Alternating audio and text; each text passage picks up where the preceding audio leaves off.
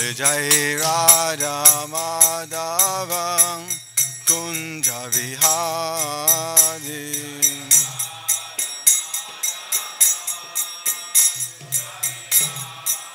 Jai Radha Madhava Kunja Vihari.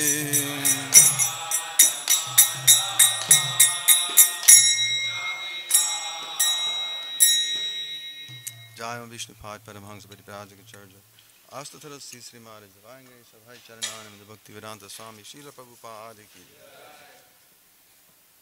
Jai Vishnupad Paramhansa Padiprajaka Charja Astatara Sri Maharaj Divine Srila Bhakti Santa Mara Srila Prabhupada Ki Jai Sri Jagannath Festival Ki Jai Sri Chaitanya Charitamrita Ki Jai Veda Kirtan Festival Ki Jai Nitai Gaura Premanandi.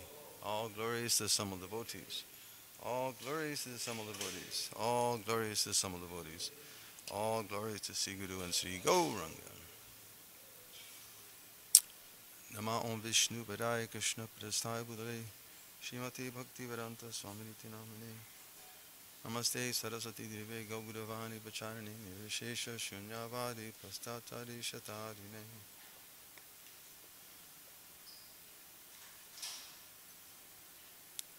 Jai Jai Sri Chaitanya Jaya Nityananda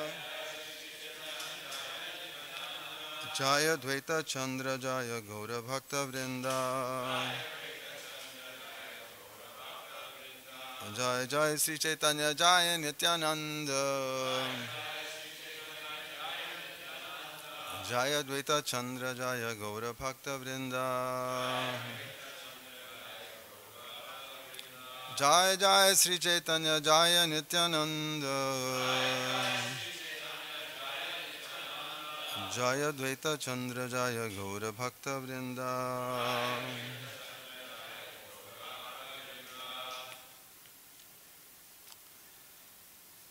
So today we're going to be beginning with the reading of the Veda Kirtan pastimes of Sri Chaitanya Mahaprabhu from Chaitanya Charitamrita, chapter 11, Madhya Lila. And this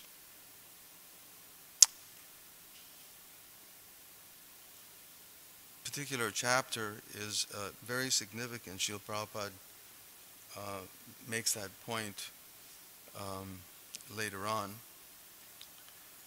where he points out that Lord Chaitanya Mahaprabhu exhibited the Sankirtan movement as it had never been seen before, not even in Navadvip. And we're going to hear how Chaitanya Mahaprabhu, along with his associates, performed such a beautiful and attractive Sankirtan that all the residents, the citizens of Jagannath Puri, were just awestruck. But I wanted to also make a point that this was initially manifested, these ecstatic symptoms that Chaitanya Mahaprabhu exhibited, and his ecstatic outreach was originally exhibited, and we should make note of it, earlier. It actually began after Chaitanya Mahaprabhu had accepted sannyas. After accepting sannyas, he stayed in Jagannath Puri for just a couple months.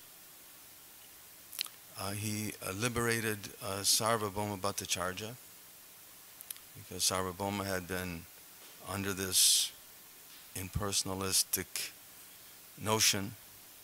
So there's a very nice ecstatic conversation between Chaitanya Mahaprabhu and Sarvabhauma. But then Chaitanya Mahaprabhu decided that he wanted to go traveling. He wanted to go to South India. And Srila Prabhupada points out that this is when Chaitanya Mahaprabhu fully manifested his potencies and began to convert thousands upon thousands of people, but also some very interesting groups. Certainly in Navadvip at the time there were so many scholarly people.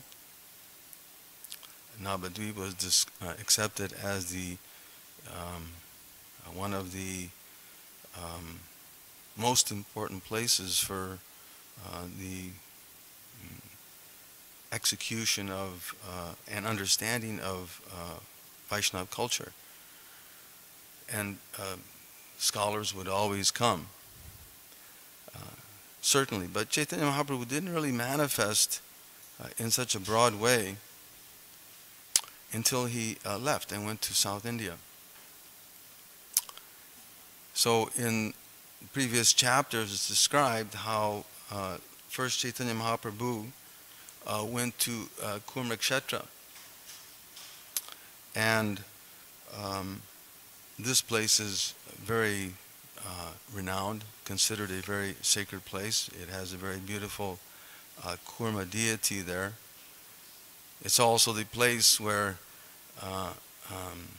Jagannath Swami himself threw Ramanujacharya, right? He threw him from Jagannath Puri to Kurmakshetra, some 300 miles, in the middle of the night.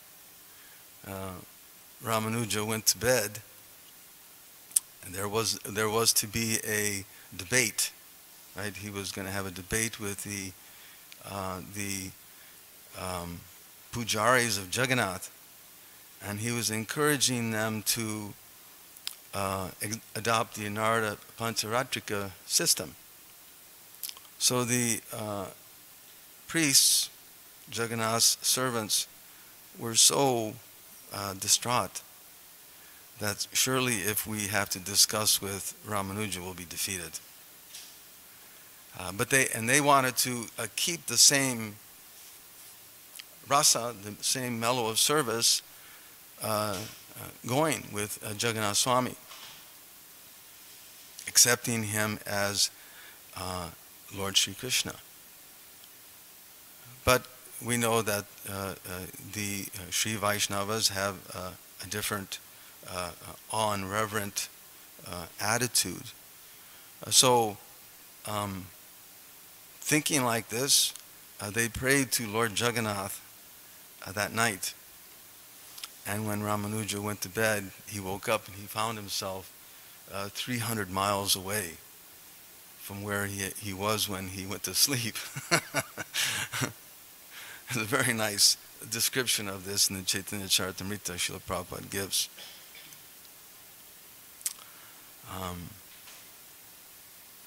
And initially Ramanuja thought that this is a deity of Lord Shiva, right? He thought it was Lord Shiva, so he didn't know how to, this deity of Kurma. But after it was explained to him that, no, this is actually a deity of Kurma, then he worshipped properly and then went on about his preaching activities. But Chaitanya Mahaprabhu went there first, and this is also where he met the Kurma Brahmana, isn't it? And stayed with the Kurma Brahmana and gave him his association, and they preached, and he preached and enlightened Kurma, the Brahmana. And so much so that when Chaitanya Mahaprabhu wanted to leave, Kurma wanted to give up his family and just immediately join Chaitanya Mahaprabhu. But Chaitanya Mahaprabhu, then he quotes this wonderful and most renowned verse. Srila Prabhupada quotes very often. Yare deke tare kaha Krishna upadesh, amare agyay gunhar tare desh. That And Prabhupada explains that this is the sublime message of the International Society for Krishna Consciousness. He describes this as the sublime message when he comments on this verse. That first one should take the instructions of Lord Krishna as given in the Bhagavad Gita and Srimad Bhagavatam and preach it to others. And in that way, liberate them. And Srila Prabhupada describes that this, again, is the sublime message of the Krishna consciousness movement. That sometimes people may think, well, I have to give up my family to join this society. Sometimes people have this misconception that coming to Krishna consciousness means that, oh, I have to give up this thing and that thing. You might have to give up your pets. That may happen. But Srila Prabhupada describes that no, one can stay in whatever position one is in. If one is in the Grihastha ashram, you stay there, you study Bhagavad Gita, you preach, you follow the principles, and chant Hare Krishna. That is the sublime message of the Krishna consciousness movement. And this same message Chaitanya Mahaprabhu shared with Kurma, the Brahmana, and he was so moved that he wanted to just give up everything and immediately go with Chaitanya Mahaprabhu. But no, Chaitanya Mahaprabhu said, no, it's not necessary. You simply stay here and execute your devotional service and preach to others. Tell them about Krishna consciousness. After that, Chaitanya Mahaprabhu left and he met the, who was it, the leper? Vasudev the leper, who was such a compassionate Vaishnav. Although he was covered with all sorts of sores from his leprosy, which was full of oozing fluids and worms, when the worms would fall off, he would pick them up and put them back in their place, not wanting to inflict any suffering upon them. When Chaitanya Mahaprabhu heard this, he was also very moved, and Vasudeva heard the preaching of Chaitanya Mahaprabhu, and when he went to go look for him, Chaitanya Mahaprabhu had already left, and when he found out this, he just passed out. He fell on the ground unconscious. Chaitanya Mahaprabhu had heard about this or understood this. Being the Supreme Personality of Godhead, he immediately returned, immediately appeared before Vasudeva and embraced him and freed him of all his misery, liberating him. Then again, Chaitanya Mahaprabhu continues with his preaching and traveling. All the while he's meeting so many persons along the road. He has his assistant, Krishnadas, and who later on gets into a little bit of trouble. But he goes to, where is it? He meets Ramananda Roy.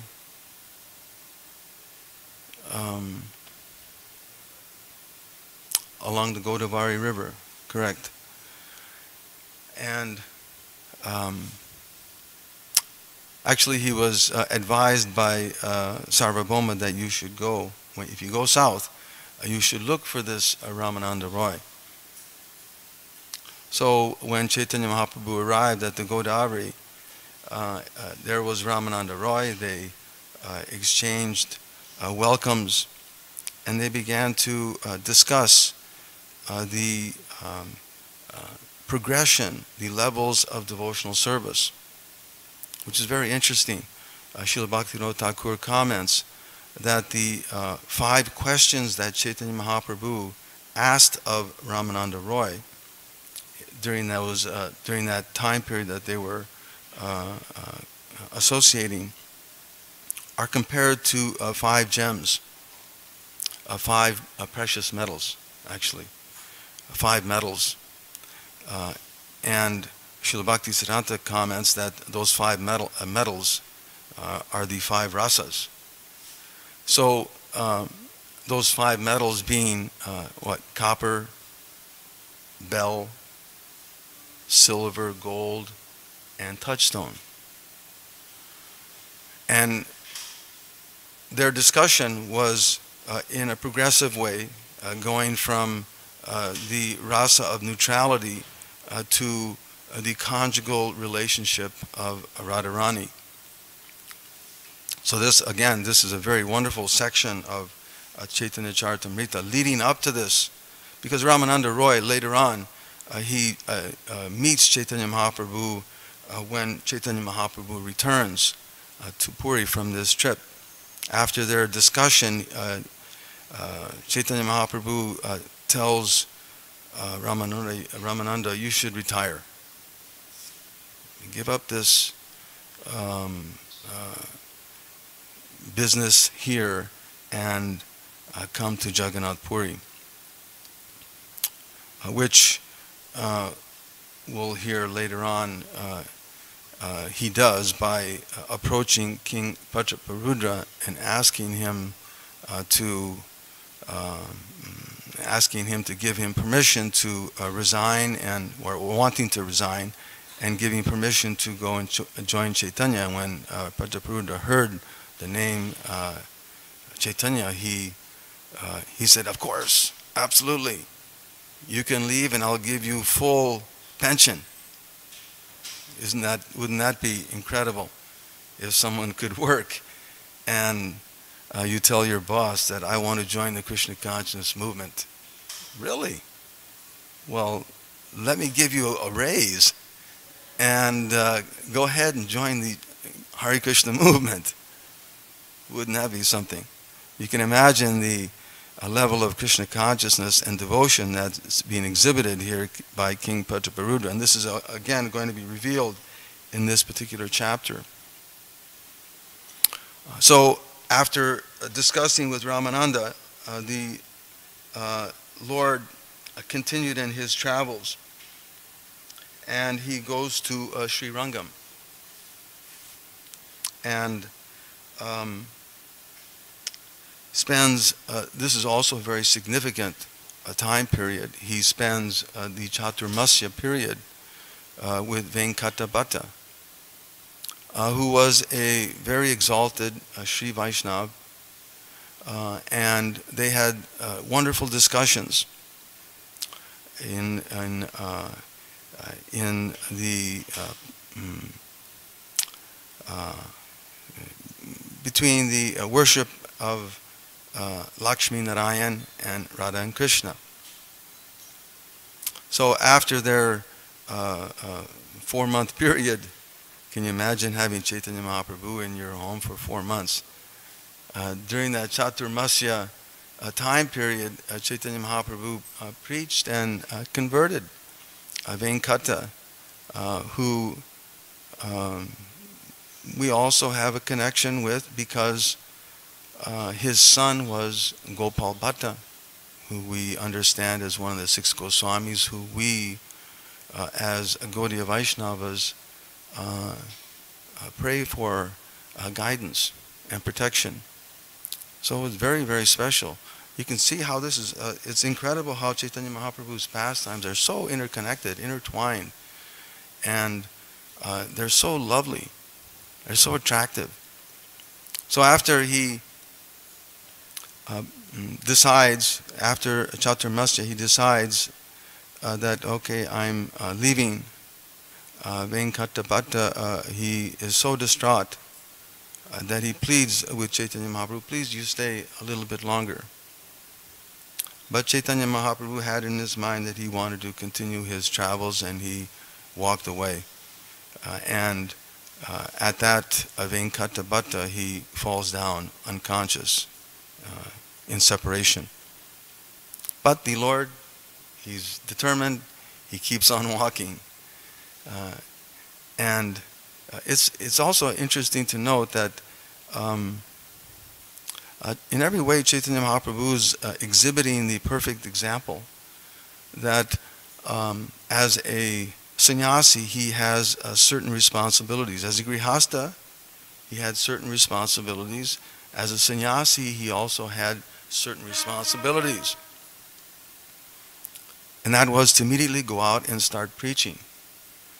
Not that we just look to find something to do. But he had it in his mind that he wanted to go and spread his Sankirtan movement. And throughout this whole trip to the south, as just before he comes back to Puri for Raghunath or Rath Yatra festival, he manifested his potencies in so many different ways, liberating so many wonderful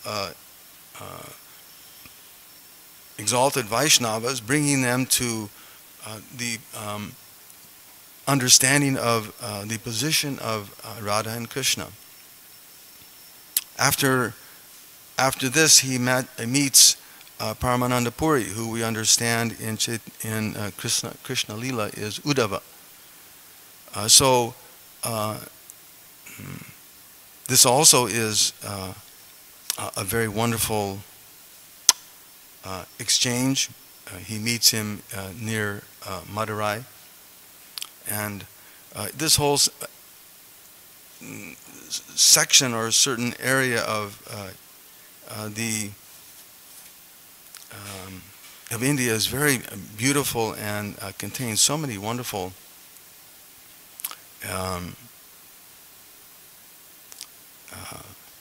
temples, and like Sri Rangam, the biggest temple in all of India, that has so many walls. I think, what is it, 7 walls or 5 walls surrounding it. Such beautiful ancient histories. And when you go and see these temples and how they're worshiping the deities there in such devotional ways, it's very moving. I remember a few years ago with Sovas, he and I, we took a bus trip and we went to Madurai.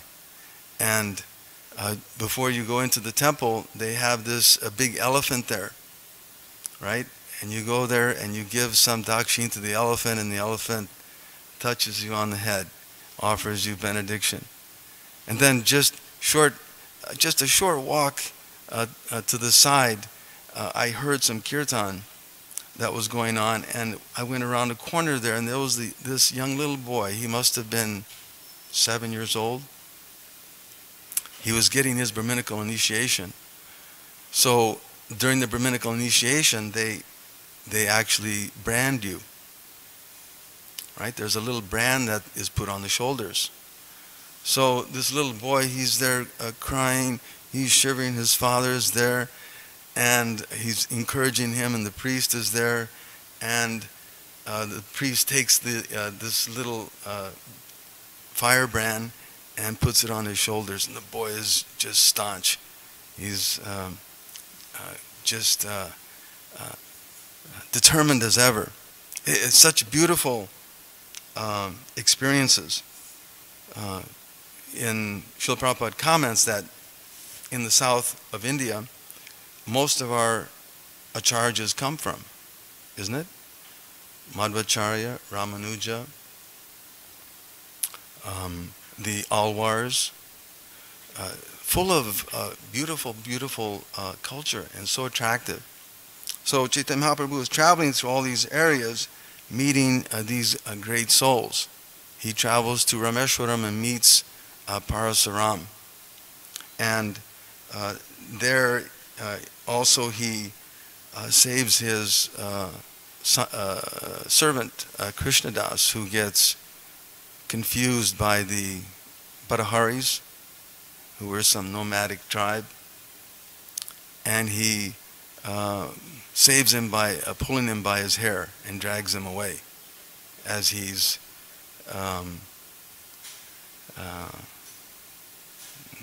confused by the whole experience.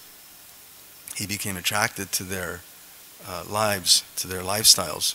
So Chaitanya Mahaprabhu had to go there, and he spoke to the Badaharis, telling them that this is my servant, you can't do this, I'm a sannyasi, I'm traveling, I need this servant. So he grabbed him by his hair and pulled him away.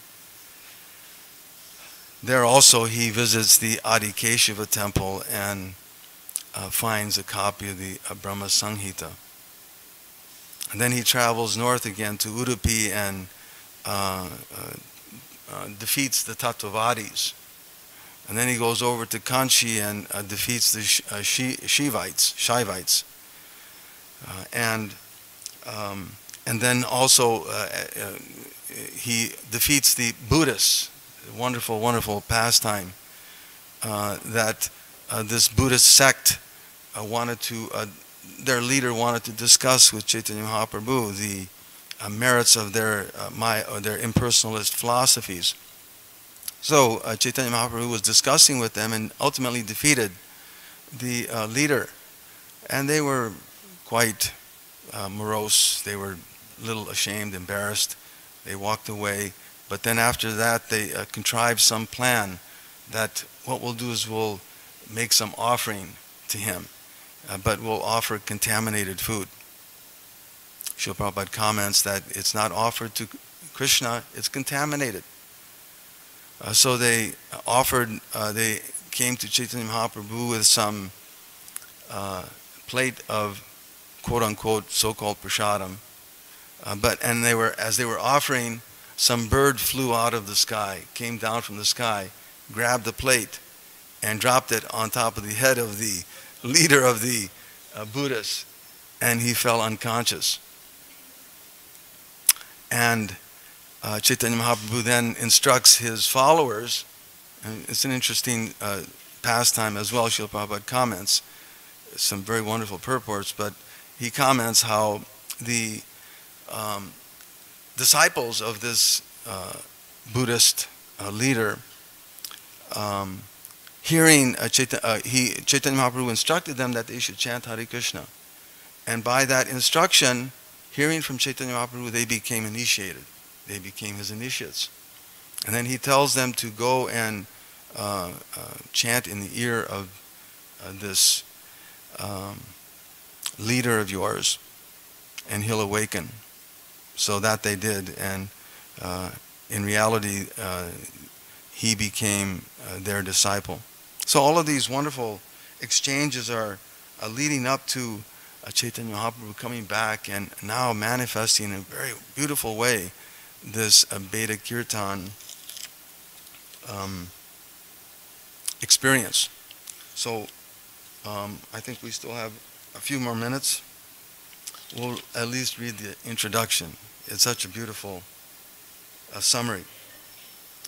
Srila Bhaktivinoda Thakur summarizes the 11th chapter in his Amrita Prabhaha Bhasya. When Sarvabhauma Vachacharya tried his best to arrange a meeting between Sri Chaitanya Mahaprabhu and King Prataparudra, the Lord flatly denied his request. At this time, Sri Ramananda Rai returned from his governmental post, and he praised King Prataparudra highly as Lord Chaitanya's presence. Because of this, the Lord became a little soft. The king also made promises to Sarvabhauma Bhattacharya, who hinted how the king might meet the Lord. During Anavasara, while Lord Jagannath was resting for 15 days, Sri Chaitanya Mahaprabhu, being unable to see Lord Jagannath, went to Alalanath. Later, when the devotees from Bengal came to see him, he returned to Jagannath Puri. While Advaitacharya and the other devotees were coming to Jagannath Puri, Swarup Damodar and Govinda, Sri Chaitanya Mahaprabhu's two personal assistants, went to receive all the devotees with garlands. From the roof of his palace, King Prataparudra could see all the devotees arriving. Gopinathacharya stood on the roof with the king, and following Sarvabhauma Bhattacharya's instructions, identified each and every devotee. The king discussed the devotees with Gopinathacharya, and he mentioned that the devotees were accepting prasadam without observing the regulative principles governing pilgrimages.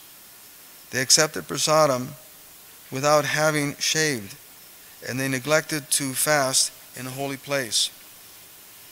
After Sarvabhauma Bhattacharya had explained to the king why the devotees had apparently violated the scriptural injunctions for visiting a place of pilgrimage, the king arranged residential quarters for all the devotees and saw to their prasadam. Sri Chaitanya Mahaprabhu talked very happily with Vasudeva Datta and other devotees. Haridas Thakur also came, and due to his humble and submissive attitude, Sri Chaitanya Mahaprabhu gave him a nice solitary place near the temple. After this, the Lord began performing Sankirtan, dividing all the devotees into 4 groups. After Sankirtan, all the devotees left for their residential quarters. So we'll just read the translation so we can move on with this. Sri Chaitanya Mahaprabhu merged the entire world into the ocean of ecstatic love by performing his beautiful dances within the temple of Jagannath. He danced exquisitely and jumped high. All glories to Lord Sri Chaitanya Mahaprabhu, all glories to Lord Nityananda Prabhu, all glories to Sri Advaita Prabhu, and all glories to all the devotees of Sri Chaitanya Mahaprabhu. The next day, Sarvabhauma Bhattacharya requested Lord Sri Chaitanya Mahaprabhu to give him permission to submit a statement without fear. The Lord gave the Bhattacharya assurance that he could speak without fear, but added that if his statement were suitable, he would accept it, and if it were not, he would reject it. Sarvabhauma Bhattacharya said, "There is a king named Prataparudra Rai. He is very anxious to meet you, and he wants your permission." As soon as Sri Chaitanya Mahaprabhu heard this proposal, he immediately covered his ears with his hands and said, "My dear Sarvabhauma, why are you requesting such an undesirable thing from me? Since I am in the renounced order, it is as dangerous for me to meet a king as to meet a woman. To meet either would be just like drinking poison." Greatly lamenting, the Lord then informed Sarvabhauma Bhattacharya, "Alas, for a person who is seriously desiring to cross the material ocean and engage in the transcendental loving service of the Lord without material motives, seeing a materialist engaged in sense gratification, or seeing a woman who is similarly interested, is more abominable than drinking poison willingly." Purport. This is a quotation from Sri Chaitanya Chandrodaya Nataka. Thus, Sri Chaitanya Mahaprabhu enunciates the principles for a sannyasi, renouncing the material world for spiritual advancement. Spiritual advancement is not meant for magic shows and jugglery, but for crossing the material world and being transferred to the spiritual world. Param Param Jigamaswar means desiring to go to the other side of the material world. There is a river called Vaitarani, and on one side of this river is the material world, and on the other side is the spiritual world. Since the Vaitarani river is compared to a great ocean, it is named Bhavasagara, the ocean of repeated birth and death. Spiritual life aims at stopping this repetition of birth and death and entering into the spiritual world, where one can live eternally cognizant and blissful. Unfortunately, the general populace does not know anything about spiritual life or the spiritual world. The spiritual world is mentioned in Bhagavad Gita. Parastasmat tu bhavanyo vyakto vyaktat sanatana yaksa sarveshu bhuteshu nashatsu navinashyati. Yet there is another unmanifested nature, which is eternal and is transcendental to this manifested and unmanifested matter. It is supreme and is never annihilated. When all in this world is annihilated, that part remains as it is. Thus there is a spiritual nature beyond this material world, and that spiritual nature exists eternally. Spiritual advancement means stopping material activities and entering into spiritual activities. This is the process of bhakti yoga. In the material world, the via media for sense gratification is mainly a woman. One who is seriously interested in spiritual life should strictly avoid women. A sannyasi should never see a man or a woman for material benefit. In addition, talks with materialistic men and women are also dangerous, and they are compared to drinking poison. Sri Chaitanya Mahaprabhu was very strict on this point. He therefore refused to see King Prataparudra, who was naturally always engaged in political and economic affairs.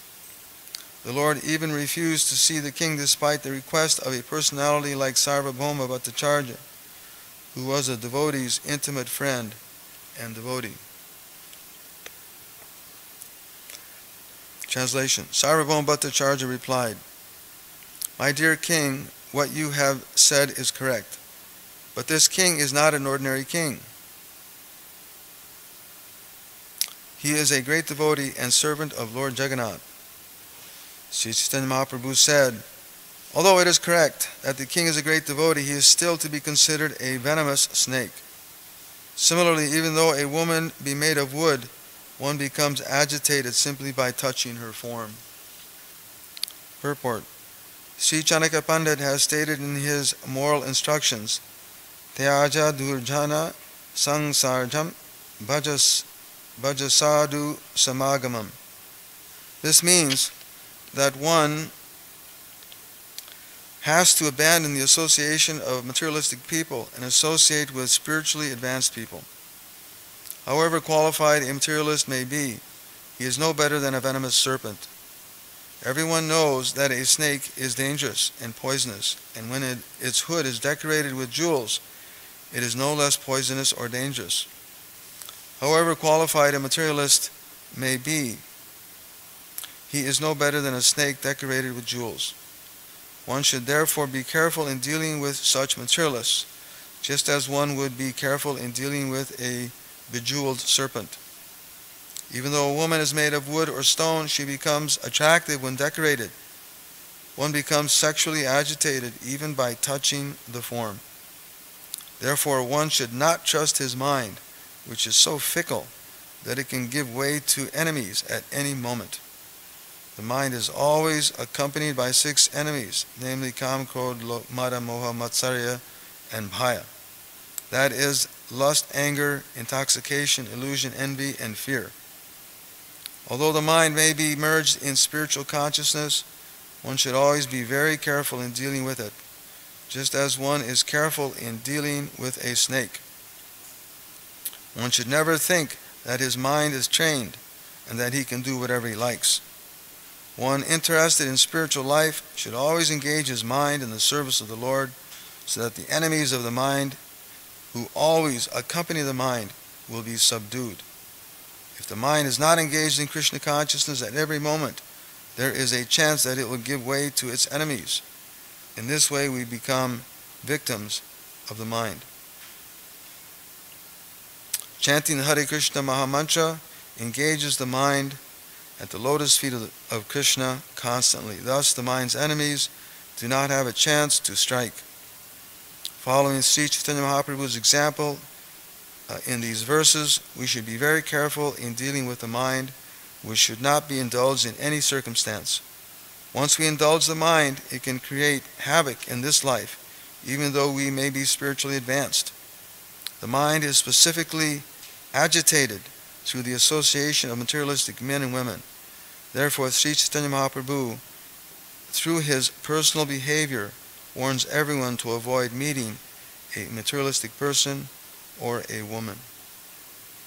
Srila Prabhupada also comments further on this point that the best way to control the mind is to think of how to spread Krishna consciousness, think of ways to spread Krishna consciousness.